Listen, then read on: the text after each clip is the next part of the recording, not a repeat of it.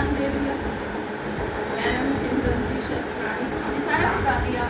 फिर आगे ब्रह्म ज्ञानी के लक्षण पूछे हैं अर्जुन ने, वो भी बता दिया कि ब्रह्म ज्ञानी कैसा होता है, सिर बुद्धि कैसा होता है, बता दिया। इसको सुख दुख बराबर, हानि लाभ बराबर, पाप पुण्य, उसके लिए न पाप है न पुण्य है, न हानि है न लाभ है। तो वो ब्रह्म ज्ञानी को भगवान ने पहले उसको सब बता दिया है। ऐसे ही हमने सुन तो लिया है, लेकिन अब वो उस अंदर अपने आप उसको, जैसे गाय खाती है आके बैठ जाती है, तो अंदर अपने आप को जुगाली होती रहती है, पचता रहता है, रस बनता है। हम भी भोजन खाते हैं तो उसके बाद प्रोसेस है, उससे ब्लड खून बनेगा, उससे मांस बनेगा, हड्डी बनेगी, प्रोसेस होता रहेगा। ऐसे ही सत्संग पीने के बाद, सत्संग का रस पीने के बाद ओवरडोज नहीं फिर क्या हो गया, बात समझ आ गई। फिर तो उसको अंदर ही अंदर, जैसे कहते हैं ना, भगवान ही पक्का कराएंगे, हमने नहीं करना, वो कराएगा। वो जो तुम्हारा अंतर्यामी है या तुम ही हो, जो भी हो, अपने आप से ही पक्का होता रहेगा। और स्थिति का अनुभव, स्थिति तो है, स्थिति का अनुभव हमको होता है। हम तो यही कह रहे कि एक समय ऐसा है, कोई उनका एक गुण है, मैंने कहा तुम्हारा एक गुण, और देखो भगवान मंदिर की शोभा देखो, मंदिर की जो सुंदरता है कमाल की होती है।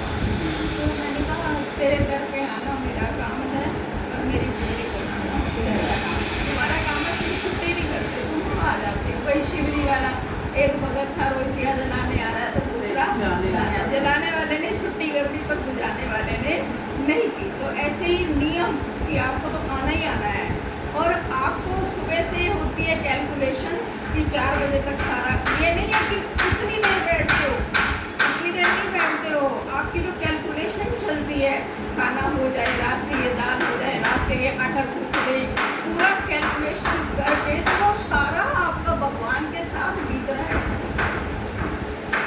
तो भगवान, अब बाकी ड्यूटी भगवान की है, कब गुरु मिलाना, कब ज्ञान सुनाना, कब ज्ञान को अंदर पहुँचाना, तुम्हें कुछ नहीं करना, ऑटोमेटिक मशीन है, अपने आप काम करेगा।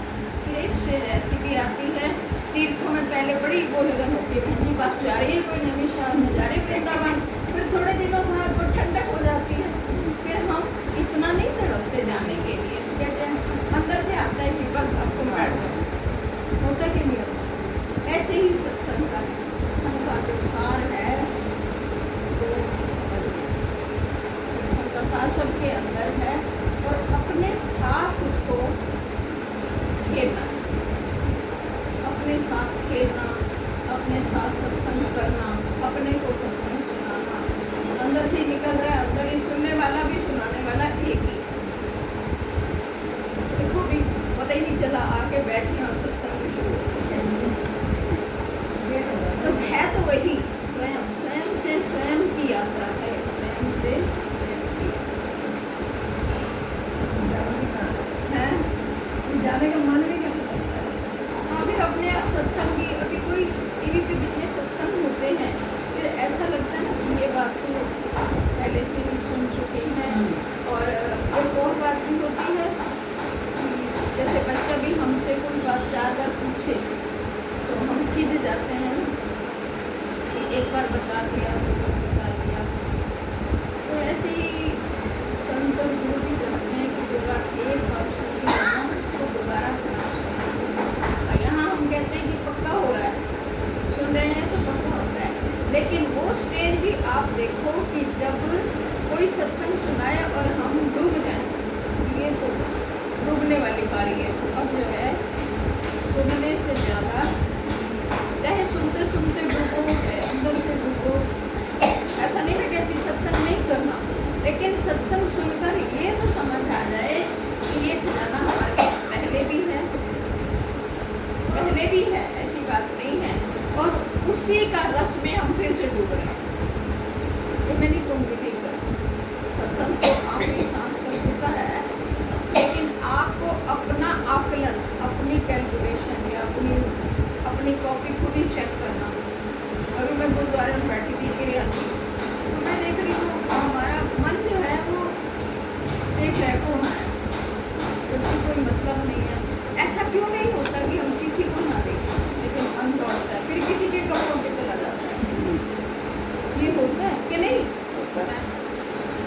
ये भी चला जाएगा, वो तो अभी तक आया नहीं, मतलब कहाँ कहाँ ये मन। तो वही मैं वहाँ ये भी कह रही थी कि प्रेम जो होता है, प्रेम वाले को कुछ दिखाई नहीं देता। तो लैला और मजनू थे ना, तो लैला भागी जा रही थी अपने मजनू से मिलने के लिए, तो रास्ते में एक मौलवी ने अपनी चद्दर नमाज के लिए बिछाई हुई थी और वो नमाज पढ़ रहा था। अब लैला के पाँव पड़ गए चद्दर, अब हिसाब लगा लो, अब लैला भाग रही है और मौलवी ने उसकी टांग फिर भी पकड़ ली, मतलब उसका ध्यान अपनी नमाज में तो नहीं था, पकड़ ली। तो उसको बोलता है तू कहाँ जा रही है, देख नहीं रही नमाज। कहती तुम कहाँ नमाज पढ़ रहे होते, तुम्हें होश कहाँ होती, मेरे को तो तेरी चद्दर दिखाई नहीं दी और तेरे को मैं दिखाई नहीं गई। तो ऐसे ही हमारा हाल होता है, हमको अभी चद्दर भी दिखाई देती है, मौलवी भी दिखाई देता है, लेकिन ऐसा कोई नहीं कि गलत है। लेकिन देखो कल क्या था, आज क्या दिखा रहा है, उसकी मर्जी है, जैसे मर्जी खिलाए, लेकिन हो पूरा। ये नहीं कि हमें चद्दर दिखाई देती है तो हम पूरा नहीं, हम वो नहीं है, मौलवी नहीं है। हमको ये तो बात समझ में आ गई है कि ओम पूर्णमदा पूर्णमिदं, हम पूर्ण हैं, पूर्ण से पूर्ण का खेल है, कहीं भी कुछ कम नहीं है। लेकिन वशिष्ठ जी जो हैं वो पूर्ण ब्रह्म ज्ञानी संत हैं, लेकिन वो उन्होंने कई बार अवतार लिया। अब हर बार जब अवतार लेते हैं वो तो पूर्ण ब्रह्म ज्ञानी संत के रूप में जाने जाते हैं, लेकिन जब वो दोबारा जन्म लेते हैं तो फिर थोड़ी देर के लिए अब उन्हें कुछ नहीं आता, अब वो खुद पहले गुरुकुल जा रहे हैं, खुद पहले ज्ञान पा रहे हैं। इसका मतलब ये तो नहीं कि वो ज्ञानी नहीं है तो पूर्ण ज्ञानी, लेकिन लीला के रूप में जो शेर भगवान ने खिलाना है, स्वयं ब्रह्मा जी ने कहा कि इस समय तुम्हें पहले का सब स्मृत करा देंगे, हम कुछ भी याद नहीं रहेगा, फिर से वहाँ खेल खेलना है। और ऐसे ही है, खेल हो रहा है, खेल के बाद एकदम होश आती है, अरे ये तो खेल है, हमको बुरा है, हमको अपनी पहचान कभी भी धुंधली ना हो, अपनी पहचान अच्छी ना हो, एक सेकंड के लिए भी हमें ये ना लगे अरे अभी तो मेरे को ये नहीं, हर समय पूरा, हर समय स्थित है, हर समय पूर्णानंद है, मम आनंद, मेरा आनंद, सब आनंद है, मुक्त आनंद है, निज आनंद है। तो ये मेरा खजाना, तो मेरे से कोई छीन नहीं सकता। परिस्थितियाँ ना छूए ना, परिस्थितियाँ ना छूए ना, उस अवस्था में आना। परिस्थिति नहीं रुकेगी, परिस्थितियाँ तो आएंगी ना भाई, तो कहीं ना छुए। हाँ आपने बड़ा अच्छा बोला, परिस्थिति तो आएगी, दुख तो आएगा, सुख तो आएगा, इसको बोलते हैं दुखाकार वृत्ति, सुखाकार वृत्ति, लेकिन आप ब्रह्माकार में हमेशा रहोगे, इसमें ठीक है, छुए नहीं, छू नहीं रहा, इतनी दृढ़ता है, और अंदर से मुस्कुराते हो, ये मुझे छू नहीं सकती। अंदर से आप इतने खुश होते हो, अंदर से आप इतने आनंद जश्न मनाते हो कि देखो परिस्थिति तो आई लेकिन मेरे को छू नहीं छू।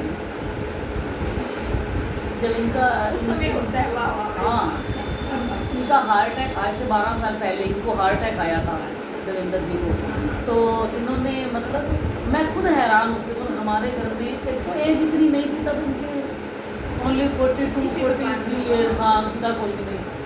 तो ऐसे झाई जी की तो तबीयत बड़ी ज़्यादा ख़राब हो गई थी कि ऐसे हो क्यों गया। और वैसे भी जैसे मेरे मम्मी पापा थे या बहन भाई थे, तो हर किसी को खाने पीने वाला बंदा नहीं है, इसको ऐसे कैसे आ गया। आजकल तो कॉमन हो गया ना, तब कॉमन नहीं थी ये चीज़। और मैं इतनी हैरान थी, कोई भी आ तो मैं इसको ऐसे अच्छे से मिल रही थी, मेरे को मतलब कोई अंदर से वो नहीं हो रहा था कि अंदर से शांत थे, अंदर से शांत थे, कुछ नहीं होता, ऊपर का व्यवहार हो रहा है, मेरे को वो भी नहीं दुख, मतलब जैसे दुख होता है, लग रहा है मेरे को कि क्या हो गया या पता नहीं कैसे हो जाएगा, स्वीकार भाव। हाँ या ऐसी परिस्थितियाँ होगा, मीन्स वो ये शब्द भी नहीं आ रहे थे, हाँ ये भी नहीं आ रहा, कुछ भी नहीं होगा, कुछ नहीं नहीं, कहते हैं शून्य, चुप रह जाना, हाँ कुछ नहीं। हाँ, एक नॉर्मल है, बच्चों के पेपर चल रहे थे, मैं नॉर्मल थी बिल्कुल, बच्चों को वहाँ पढ़ा रही थी, उनका काम कर रही थी, बच्चों का देवर इनको लेके भी गया, सब कुछ हुआ, मतलब मेरे को वो चीज़ छुई ही नहीं। फिर मैं ना माता जी के पास आई, तो मैंने माता जी को बताया, मैंने कहा माता जी ये राम जी नहीं आए, सोमवार था, ये आते थे सोमवार को। मैंने कहा बताया, मैंने कहा ऐसे ऐसे उनको तो हार्ट अटैक हुआ है, हॉस्पिटल में, लेकिन माता जी मेरे को कुछ नहीं हुआ, मेरे को कुछ हो ही नहीं रहा। तो कहते कोई तो इस टाइम तू है ही नहीं, नहीं हो रहा तो राम है, तू होती तो पिट मरती कि हाय ये क्या हो गया, बच्चे छोटे हैं, ये है वो है, 25 बातें तेरे मन में आ, लेकिन नहीं आ रही ना। वो एक्सपीरियंस जो था ना मेरा, तो वो मेरे एक दो और ऐसे एक्सपीरियंस हुए जो मतलब मैं खुद हैरान होती थी कि मेरे को छुए क्यों नहीं है, जो मतलब ज़्यादा बड़ी बातें थी जो मेरे को छूनी चाहिए थी। सामने वाला भी हैरान होता था, अरे ये तो ऐसे घूम रही है, इसको है ही नहीं ये चीज़। कोई दृढ़ता हो गई ना, हाँ स्थिति हाँ, दृढ़ हो गई। मतलब एक बात आता है, एक बात आती है अपने आप को समझाना कि फिर क्या हो गया तो ठीक हो जाएगा, वो चीज़ भी नहीं आ रही। बिल्कुल मतलब उस परिस्थिति से बिल्कुल अलग हट के हूँ, और मतलब ऐसे पता करने गई हूँ इनका, जैसे ये किसी का पता कर, पड़ोसी का बंदा पता करने जाता है हॉस्पिटल में। इनकी जो माता जी सासू माँ थी, वो तो और ऐसे दृढ़ स्थिति में थी, मैंने उनको देखा होगा। बल्कि उस टाइम पे उनकी मैं काफी टाइम वो उनके खराब हो साथ गई बैठी थी हूँ। कि उन्होंने स्वीकार नहीं किया था। हाँ, ये बड़ी उनका तो माइंड मतलब उनमें अपसेट हो एक गया था सब उस कुछ टाइम होने पे। के बावजूद उनके अंदर क्या था, वो अपनी स्थिति को स्वीकार नहीं करती नहीं थी। करती। फिर वो प्रश्न वही पूछती थी, हाँ। वो हो गए, फिर अब क्यों नहीं हो रहा, फिर मेरे नाल क्यों नहीं हो रहा। हाँ। फिर वो ऐसी स्थिति में आती थी। वो जब कहते हैं ना काम कितना आसान है, काम तो आसान है, ये बात को समझो, कितने मान अच्छे लो। अनुभव। लेकिन वही मैं अभी आप कह रही थी ना कि बच्चा चार बार पूछे तो हम खिंच जाते हैं, और हम गुरु को परेशान करते हैं, एक बात उनसे 1000 बार पूछना चाहते हैं। एक ही बात को हम अपने गुरु को कितना, इसके लिए गुरु भक्ति योग है, उसमें यही कहते हैं कि संत जो है गुरु पद भयंकर श्राप है। शिष्य जो है वो गुरु को इतना सताता है कि वो एक बात को एक बार सुन के पक्का नहीं करता, वो उसको इतनी बार प्रश्न करता है। लेकिन शिष्य गुरु की करुणा कमाल की होती है। जैसे माँ का बच्चा छोटा है तो माँ की करुणा, वो कितनी बार भी पूछे माँ बताती है, माँ कभी भी थकती नहीं है, ऐसे ही गुरु करता। लेकिन फिर भी वही हम आते हैं, ये जो ग्रंथ है ये बड़ा यही ऊंचा ग्रंथ है, बहुत प्यारा ग्रंथ है। और वही है कि स्थिति को देखो कि परिस्थिति आ रही है जा रही है, बिल्कुल ऐसे ही जैसे यहाँ सड़क से अब लोग आ रहे हैं जा रहे हैं, लेकिन हमारे को उनसे कोई फर्क नहीं पड़ रहा, फर्क नहीं पड़ रहा ना। कोई एक आध बिरला जान पहचान का होगा तब हम उसको पकड़ेंगे, नहीं तो नहीं पकड़ेंगे। परिस्थितियाँ आ रही हैं। माता जी बड़ा अच्छा उदाहरण देते थे इसका। माता जी तो कहते थे पार्क में तू बैठी है ना, लोग आ रहे हैं जा रहे हैं, सब अपना अपना काम कर रहा है, कोई योगा कर रहा है, कोई एक्सरसाइज कर रहा है, कोई सैर कर रहा है, कोई आ रहा है कोई जा रहा है, तू बैठी हुई है ना, तू देख रही है। ऐसे ही जीवन जीवन, तुमने सिर्फ देखना, किसी के आने जाने से किसी को तेरे को कोई फर्क नहीं पड़ना चाहिए। तो मतलब वही बातें हैं, एक बार सुनी तो अंदर तो चली गई ना, फिर जब परिस्थितियाँ आती हैं तो नेचुरल है कि वो चीज़ समझ फिर आएगी। आज के सत्संग को यही पर हम पक्का करते हैं कि अपनी स्थिति पर ये कभी मत कहना कि हम 100 में से जरा से भी कम हैं। हम पूर्ण हैं, पूर्ण थे और पूर्ण ही रहेंगे, कभी कभी ज़्यादा नहीं होते। खेल में स्थितियाँ अलग अलग होते हैं कि खेल अलग अलग हुआ, लेकिन देखने वाला जो है वो पूर्ण है। खेल में कभी पूर्ण दुख है, कभी सुख है, लेकिन देखने वाला, जैसे फिल्म सीधा गणित है, फिल्म देख रहे हैं आप, पर्दे पे दुखाकार सीन है या कभी अच्छा सीन है, लेकिन देखने वाले का क्या है, उसको क्या फर्क पड़ता है। और उसको, और जो ज्ञान, जो समझदार है वो कहेगा ये तो नाटक है, मूर्ख बेचारा वहाँ थोड़ा सा भोला भाला रोने लग जाता है। लेकिन जो समझ, अच्छा हमारे भी कई बार ज्ञान होने के बाद भी आंसू आ सकते हैं, आ सकते हैं, लेकिन वो ऊपर का खेल है, अंदर भीतर से पता होगा ना। भीतर से तो समझ है ना कि ये खेल है। यहाँ ना तो कोई ऑफिस है, ना कोई गरीब है, ना कोई पैसे हैं, सब नकल है, हमको सबको पता है। सपने में भी यही है, सपने में कुछ भी सच, जागते ही हमको समझ, अरे कुछ भी नहीं, कुछ भी नहीं, हम खुद उसको चुटला देते हैं। ऐसे ही जगत को जो मर्जी हो जाए उन्हें दो, लेकिन तुम शांत रहो, कोई किसी के साथ आया नहीं गया नहीं। दुख या शोक का अपने आप से कहो कि तेरे लिए दुख या शोक का कोई विषय ही नहीं है। एक पल भी ऐसा नहीं होना चाहिए, जैसे इन्होंने कहा मुझे दुख नहीं हुआ, कि तेरे लिए शोक नाम की चीज़ दुनिया में बनी ही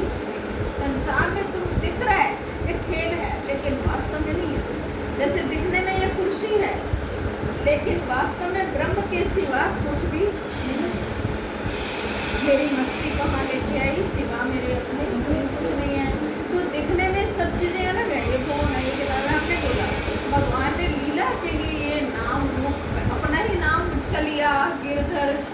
अभी मैं एक भजन बड़ा अच्छा बनाया हूँ, एक बहन ने वहाँ पे गाया भाई, हमने यार कि तू ये कैसा लल्ला लाई है, ये भाई चोर कहाँ से लाई है, ये छलिया कहाँ से लाई है भाई, तेरे घर में 9 लाख गौएं हैं लेकिन तूने ये चोर कहाँ से लेकर आई है। तो वो क्या है, भगवान ने तो चोरी की लीला की है माखन की, और भगवान तो बार बार अब लोगों को बताना चाहते हैं भैया मोरी मैं नहीं माखन